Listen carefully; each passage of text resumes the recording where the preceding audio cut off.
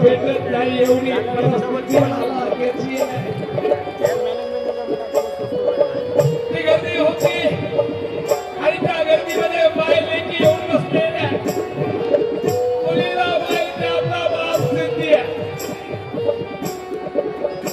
जर मनोज पाटलाची बायको म्हणाली असते पाटलाला पाटील काय करे या मराठ्याचं मराठे पुन्हा नादी लागतात मराठ्याचं पाटील आपला सोन्यासारखा संसार आहे पाटील अशी म्हणाली नाही मनोज पाटलाची बायको पाटलाला म्हणाली पाटील तुम्ही मराठ्यांच्या लेकराची लढाई लढा मी तुमच्या संसाराची लढाई लढते पाटील जर दिवाळीचा सण जवळ आला ना हे माझ्या आईनो माझ्या किती वेळ हो द्या माझ्या आईला आपल्या बाहेरची आठवण येते आपल्या शेतकरी बाबाची आठवण येते आणि बाहेरला मुलगी गेल्याच्या नंतर आपल्या फाटक्या धोत्रातल्या बापाजवळ बसते आणि मुलीला बाप विचारतो लेकी कसा आहे संसार मराठ्यांचा संसार कसा आहे आया बहिणीनो तुम्हाला माहिती दिवसभर शेतात राम राम राबायचं हाडाची काळी करायची रक्ताचं पाणी करायचं दिवसभरच्या उन्हामध्ये राबायचं आणि आपल्या लेकराची फीस भरायची माझ्या बहिणीनो शेतीत राब राब राबल्याला पीक मार्केट मध्ये गेल्याच्या नंतर चोरायच्या हाती जात आणि त्या पिकाचे 2 पैसे आल्याच्या नंतर माझ्या मुलीची फीस भरावी लागते या माझ्या लेकीमध्ये गुणवत्ता या माझ्या लेकीमध्ये क्वालिटी आहे पण आरक्षणाची खुर्ची बसली म्हणून माझ्या समाजावर ही वाईट वेळ आलेली आहे आणि मुलीला बापाला विचारो बाबा कसं चाललंय तुमचं तर मुलगी बापाला म्हणते बाबा बाबा तुमच्या खानदानीचं मी नाव करते बाबा अरे मनोज पाटलाची बायको लढा देते 20 वर्ष झाले मनोज पाटलांनी आरक्षणाची लढाई लढवली आणि मनोज पाटलाच्या बायकोनी संसाराची लढाई लढवली काय आणि 12 वर्षाची पल्लवी या स्टेजचे नियम आहे मराठ्यांनो मी इकडे बोलतो तुम्ही बंद करीत बोला विनंती करतो शेवटचे 10 मिनिटं मी बोलणार आणि बघ या स्टेजचे नियम आहे जर बाप आमदार असला तर पोरासाठी स्टेजवर खुर्ची तयार आहे पण मनोज पाटलाच्या सभेचे नियम आहे मराठ्यांना स्टेजवर येता येतं कुटुंबातील सदस्याला नाही या जर मुलीला वाटतं या ठिकाणी मला येऊन बोलायचं मुलगी बोलते मनोज पाटलाच्या परिवाराला एंट्री नाही मनोज पाटलाचा परिवार 5 कोटी मराठे हे प्रेम आहे हे आपलेकाचं प्रेम आहे आम्हाला बाप नाही कळाला आम्ही बाप कधी नाही समजून घेतला हे माझ्या मराठ्यांच्या कॉलेजच्या पोरीनो शिक्षणात शिकत असताना शिक्षण करत असताना नोकरी नाही लागली तरी चालेल फक्त फाटक्या धोत्रातल्या बापाची मान खाली करू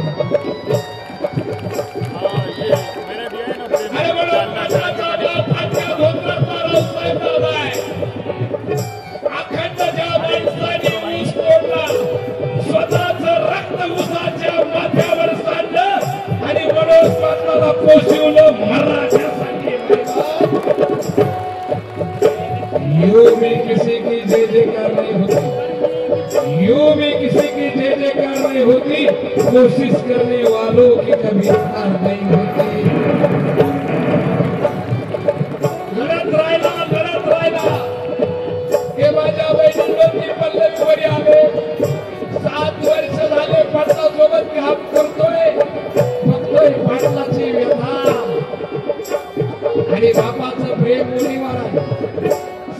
सर्वात जास्त जीव बापाचा मुलीवर असतो आणि ही पल्लवी स्टेजवर आली बघा माझ्या बहिणीनो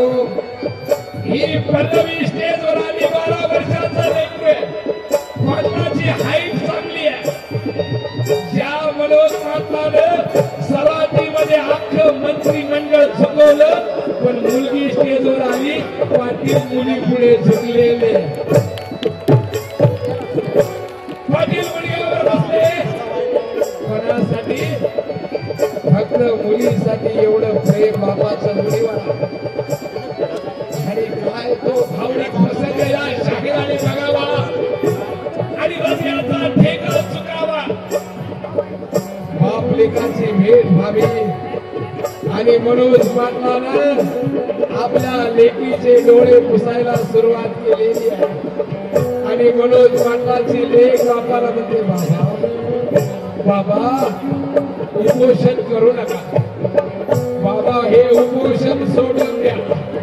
बाबा हा मराठ्याचा नाद सोडून द्या बाबा तुमची प्रकृती तुम्हाला साथ देत आहे बाबा तुम्ही मला सोडले बाबा आपल्या मुलीचा शब्द ऐकताच मनोज पाटलाच्या डोळ्यातून पाण्याच्या धारा होऊ लागलेला माणूस शेवटी बाप हे माझ्या बहिणीनो जर तुम्ही तुमच्या माई बापाला म्हणाल्या बाबा मला कॉलेजला 5,000 रुपये पाहिजे बाप नाही म्हणत जीवाचं रान करेल तुमचं शिक्षण बाप करतो माझ्या लेकरांनो क्वालिटी आहे गुणवत्ता आमच्या लेकराचा MBBS ला नंबर जर लागला तर ही परिस्थिती संसाराची लढाई लढतो पण आमची लेकरं हार मानित नाही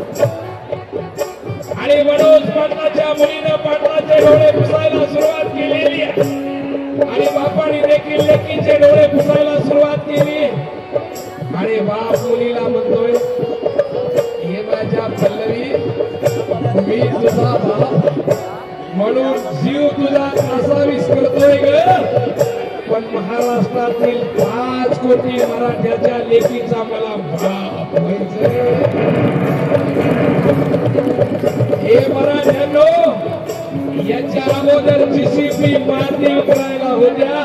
5 महिने झाले जीसीपी फुलं उतरायला हे मराठे कोणालाही डोक्यावर घेत नाही मनोज पाटलाला डोक्यावर मराठ्यांनी घेतलं आरक्षण घेतल्याशिवाय मनोज पाटील थांबणार नाही आणि बापानं मुलीला मिठी मारली आणि भावनिक प्रसंग कलकलून मिठी बापाला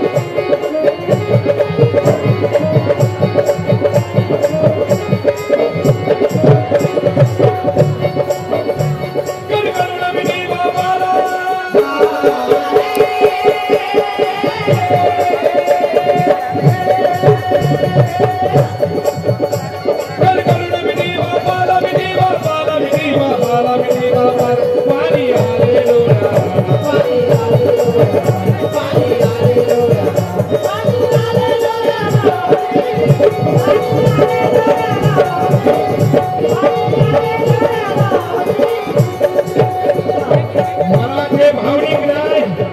मराठ्यांना कळतंय कुठं काय करायचंय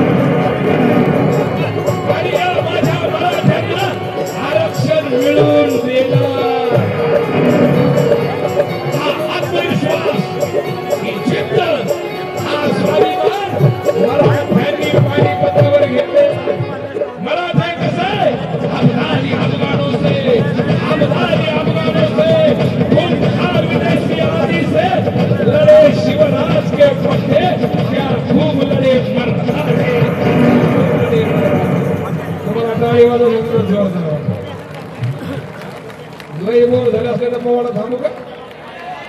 मग ऐका 29 ऑगस्ट नंतर पाटील कुठे गेले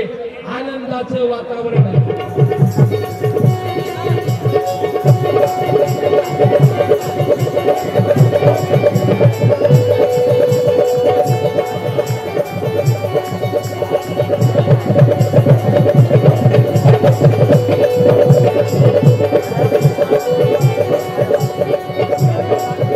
अंबड तालुक्यामध्ये एक सुंदर गाव आहे पवित्रते पूर्ण तो देश जेथे हरीचे दास जन्म घेतील वारकऱ्याचे गाव आहे आणि मर्द मराठ्याचे गाव आहे आणि गावाचे नाव सराठी आंतरवाडी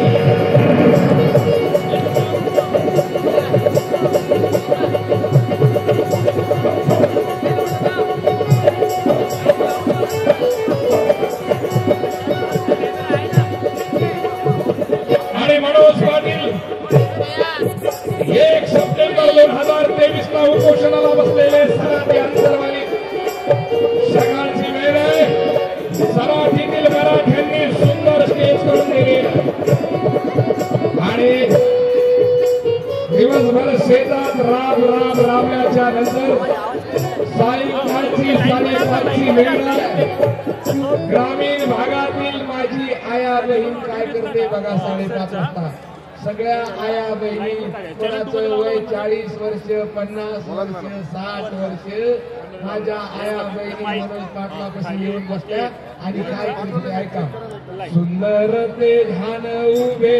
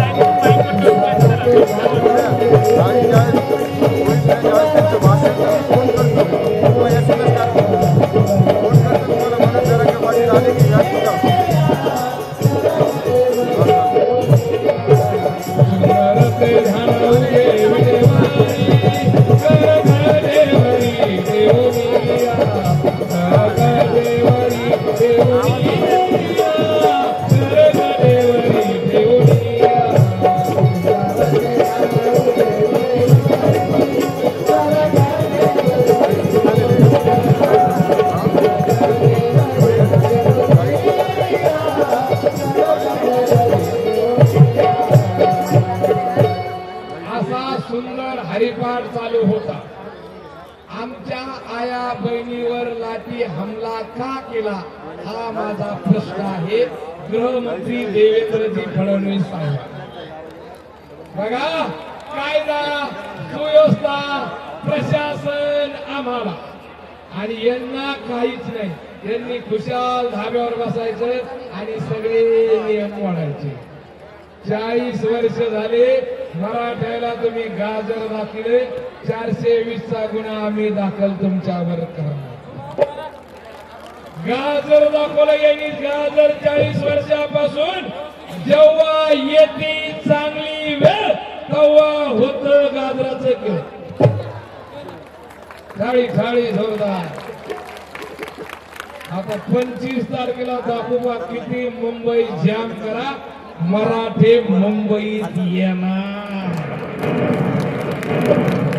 मला प्रश्न पडतो आपण निषेध कोणाचा करायचा लाठीवाल्याचा करायचा का लाठीला आदेश देणाराचा करायचा माझा प्रश्न आहे तुम्हाला इंडियन आर्मी मध्ये पोलीस भरतीमध्ये लेकर कोणाची इंडियन आर्मी मध्ये पोलीस भरतीमध्ये लेकर कोणाची आमदाराची खासदाराची मंत्र्याची संत्र्याची आदानीची म्हणजे पाकिस्तानच्या बाउंड्रीवर मरायला मराठे आणि 16% आरक्षण चोरायला दुसरे सराठे का फुगे सोडू नका शांत राहा फुगे आपण आरक्षण भेटल्यावर जास्त सोडू शिंदे सरकारच्या विरोधात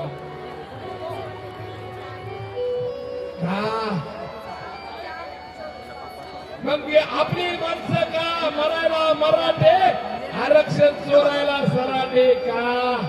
मग निषेध करायचा असेल तर देवेंद्र फडणवीस साहेबाचा करा.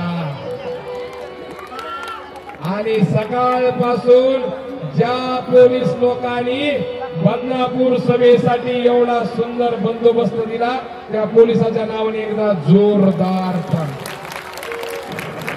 एक मराठ्याची हो, श्रीमंताची धनवंताची पोरं कुठे, आमदाराची खासदाराची पोरं कुठे, श्रीमंताची धनवंताची पोरं चाटी चाटी सुंदर गाल ते झाले मालामाल, मराठ्या तू झाला रे कांदा. आणि मग अशा भयानक रात्रीला मराठ्यांच्या आया बहिणीवर लाठी हमला झाला. रक्ताच्या धारुड्यामध्ये ती सराठी अंतरवाली नाहून निघाली. आमच्या तिघांनी पत्रकार परिषद घेतली. 3 तिघडण काम बिघडलं. तिघ बसले मुंबईमध्ये आणि त्यांनी पत्रकार परिषद घेतली. याचा माईक ते घेतलं, त्याचा माईक हे घेतलं. आता आमच्या माणसाने माईक घेतला. कोणी ऐका आता बघा मिमिक्री कसा माईक घेतला. त्यांनी माईक घेतला, त्यांनी बोलायला सुरुवात केलेली आहे. गुवाहाटीला जाऊन बंद केलाय, आम्हाला मराठ्यांना आरक्षण द्यायचं आहे. काल माझं मनोज पाटलाशी बोलणं झालंय, माझा प्रयत्न सुरू आहे. मी मराठ्याला आरक्षण देणार, मी देखील मराठा आहे. घालून बदनापूरचे मराठी हसलेच. ते म्हणाले दसरा मेळावा घेतला, मराठी आले नाही, पण इथं न बोलता येतात. मग ते शिवाजी राजाकडे गेले आणि ते म्हणाले मी शिवाजी राजाची शपथ घेतोय, मी मराठ्याला आरक्षण देणार. शिंदे साहेब जर मराठ्याला फसविलं तर तुमच्यावर वेळ कोणती येईल? वाट माझी बघतोय रिक्षावाला, बघतोय रिक्षावाला, बघतोय रिक्षावाला, बघतोय रिक्षावाला. मराठ्याला फसल्यानंतर शिवाजीराजे जर खोटी शपथ घेतली परत रिक्षा झाडाला मराठी पाठवते. मग यांनी यांचा माईक घेतला, आमचे नेते देशाचे, आणि हे म्हणाले पत्रकारांनी प्रश्न विचारला अजित दादाला, दादा सराठीमध्ये लाठी हमला कोणी केला? पण दादाने म्हणाला पाहिजे होतं मी नाही केला. दादा म्हणाले आम्ही तिघांनी नाही केला, जर आम्ही तिघांनी केला तर मी राजकारण सोडेल. म्हणलं काय राव अजित दादा खोटं बोलता, या राजकारणापायी तुम्ही तुमच्या सख्या चुलत्याला सोडलं, राजकारण कधी सोडणार? शाहिराना साज तरविला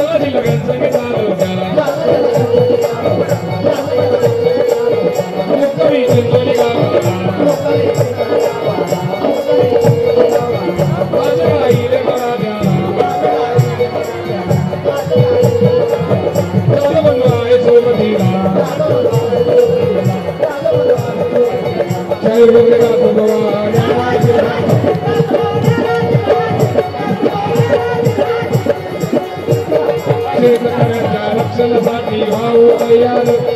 भाऊ तयार,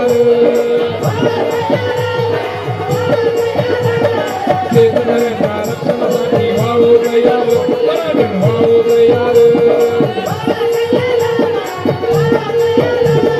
करू मिळवणं आपण सारे, करू मिळवणं आपण सारे, आरक्षणावर